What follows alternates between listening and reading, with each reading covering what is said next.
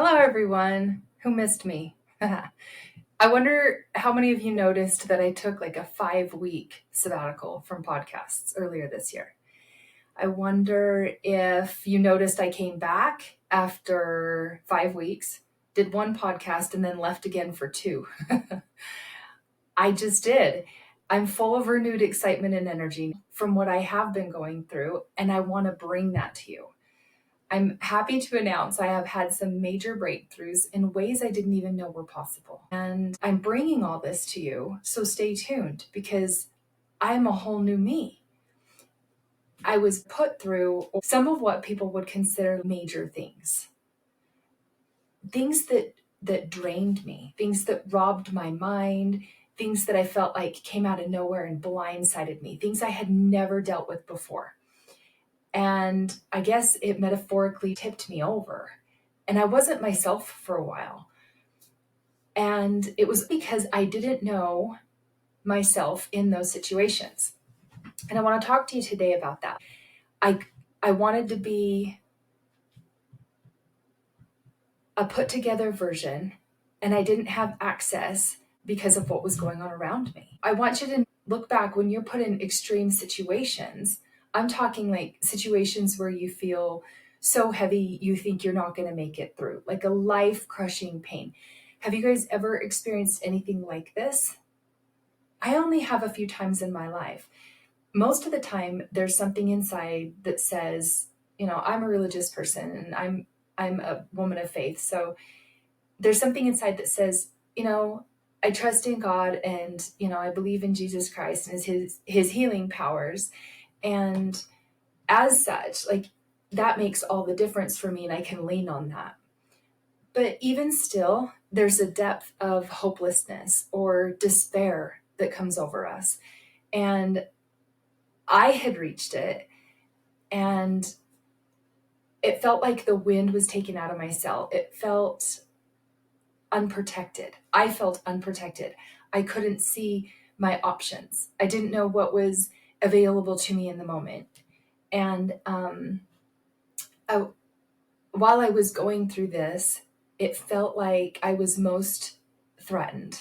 It felt like I had reason to run and hide. And it was not fun and it was not playful times. Nothing lighthearted could be found, right? This was just like the depths of sorrow. And we can all relate to this, right? We know we're not our true self. We know we're struggling. We know there's something big happening. And when this happens, it shakes us. It shakes our core. It shakes our foundation. It shakes our ability to process what's real and what's not. And it helps us. I say helps because questioning everything does help. It helps us question things and find more answers. We receive information differently in these moments, and disconnection is kind of sneaky at this point, and it comes in lots of different forms. It sounds like heavy and dark, but I want to talk to you about how you can bring play, how you can remember how to play, how you can know there's light and lightheartedness on the other side of all these things. Because disconnection feels like defensiveness. It feels like you've got your guard up. It feels like you're ready for a fight, that the threat is imminent, and it comes in the form of these things, all sorts of things. I'll just name a few: hurt relationships, family issues, illness, children, aging parents, finances, humiliation, shame. Sometimes nothing needs to happen on the outside. We're just ashamed of what we're doing ourselves. Resentments.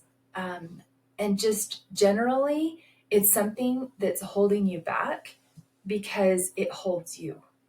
It has all of your attention, regardless of what it is. Sometimes it's not these big things. Sometimes it's just a little thing that happens annoyingly all the time, and it holds us. We have a mental grip on it so big.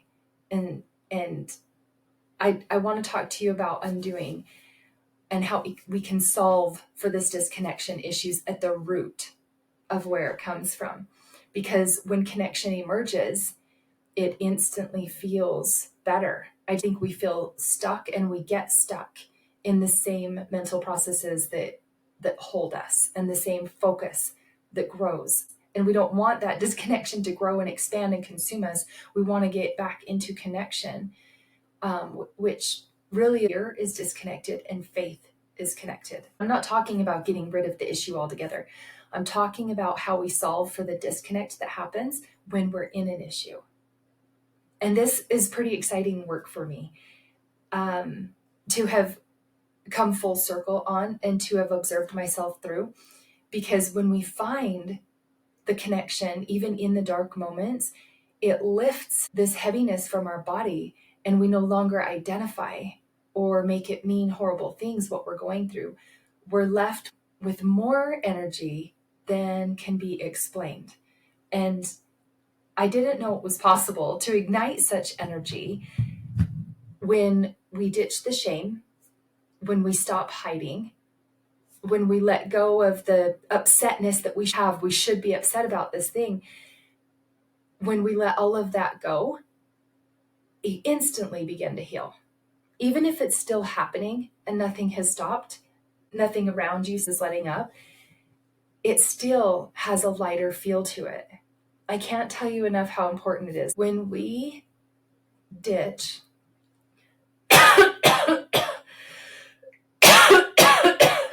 so I'm going to say it again in a different way.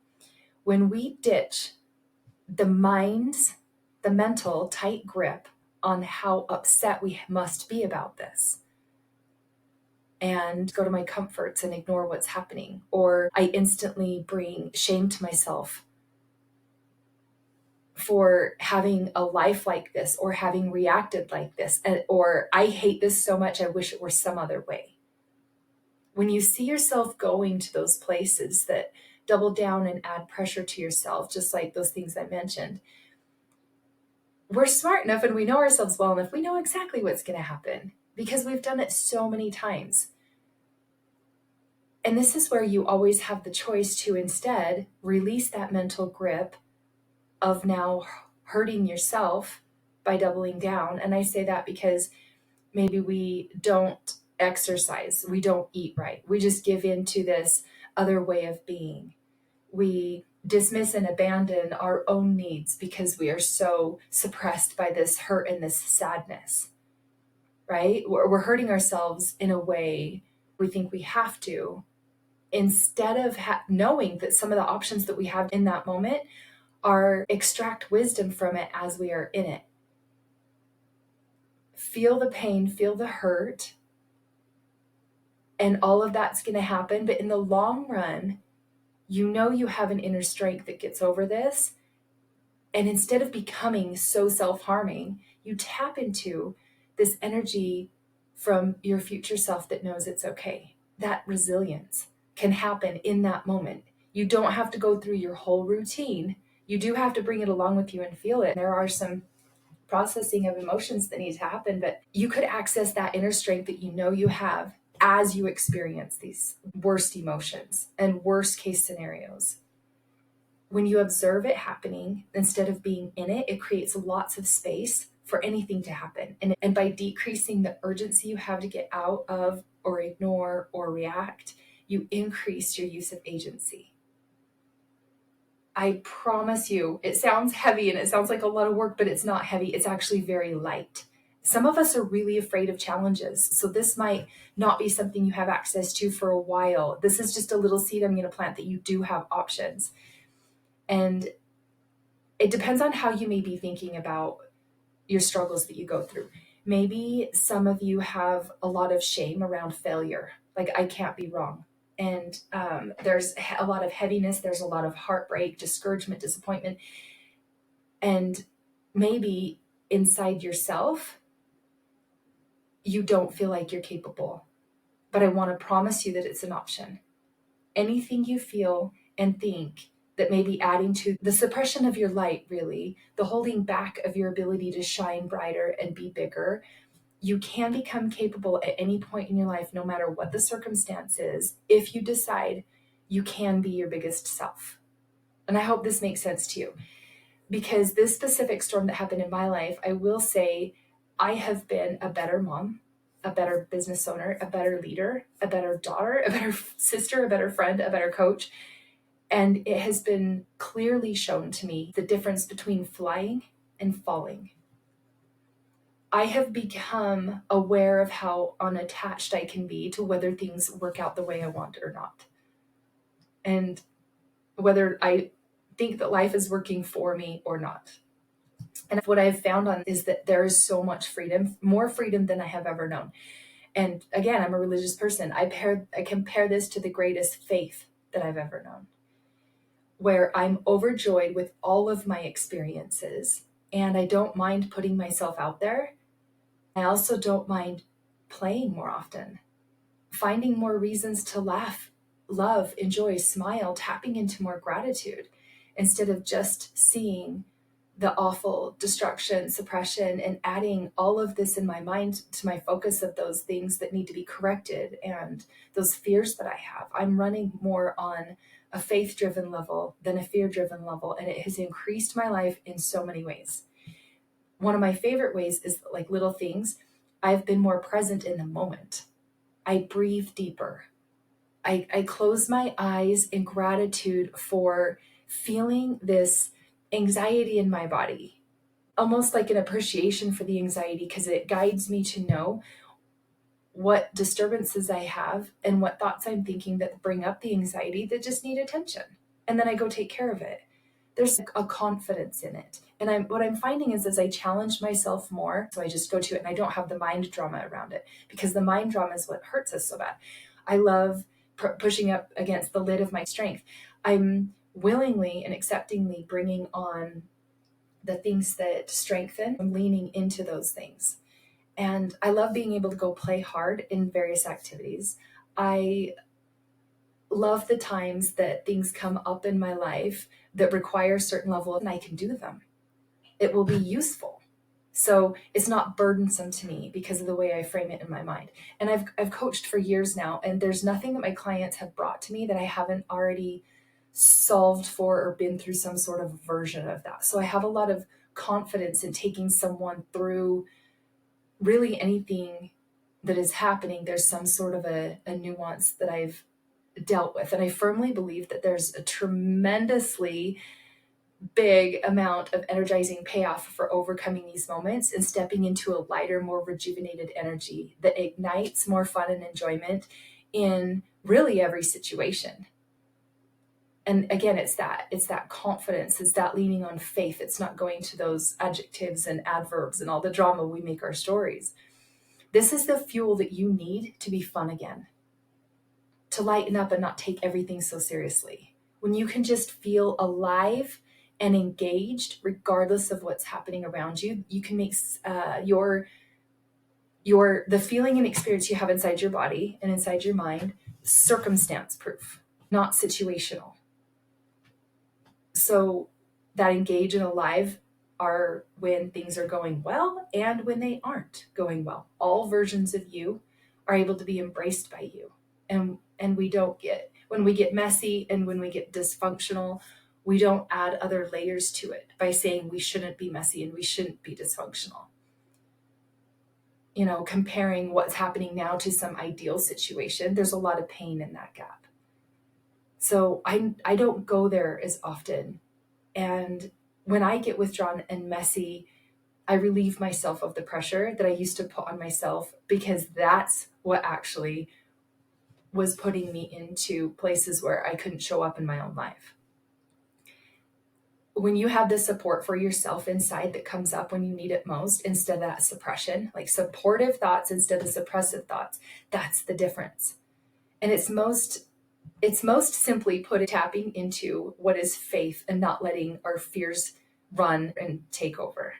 Faith helps you stay in the game and stay connected with a purpose, and fear connects us and sends us into survival mode, right?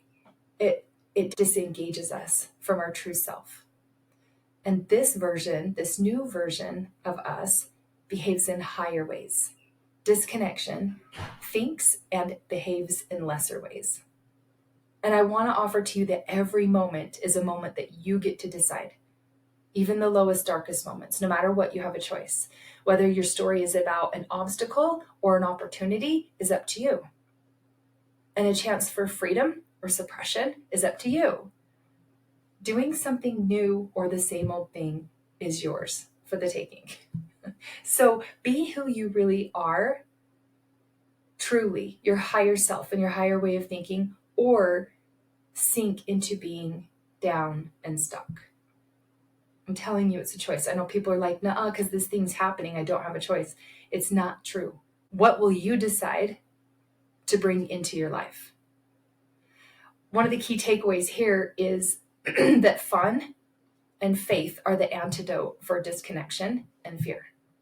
So if you schedule things into your calendar on purpose and you invite others to join you, and they do or not based on whether they let themselves or not, just like you're allowing yourself to have fun or not at any given moment, whether they do come or not, you can reach inside to your child self and that enthusiasm for life, and you can be the antidote for all the pain in your life, and you can go play. Playfulness, did you know it's best described as childlike creativity combined with your intelligence, your current intelligence? So a 5-year-old plays in a way that their current intelligence gets creative.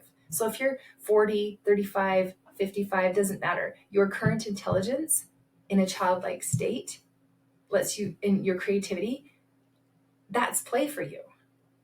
And it changes throughout your life. So what is playfulness for you? It's agency to choose where you go with it.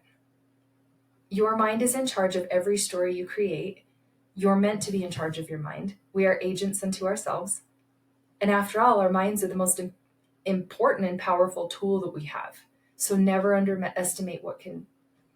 After all, our mind is the most powerful and important instrument that we have. Never underestimate it, not even for 1 second. Don't believe that it's not up to you, because it is. It's not up to what happens around you. What goes on inside is the single most important thing. So from breakdown to breakthrough, how disconnection can lead you to deeper connection. Let's go. If you wonder what this looks like in your life, or if you thought of anyone while you were listening to this, please share it with them, because that is how the heavens reach us for what we need next.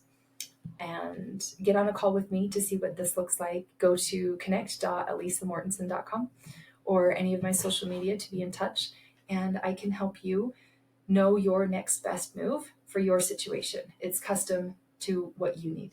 All right, we'll talk to you next time. Bye.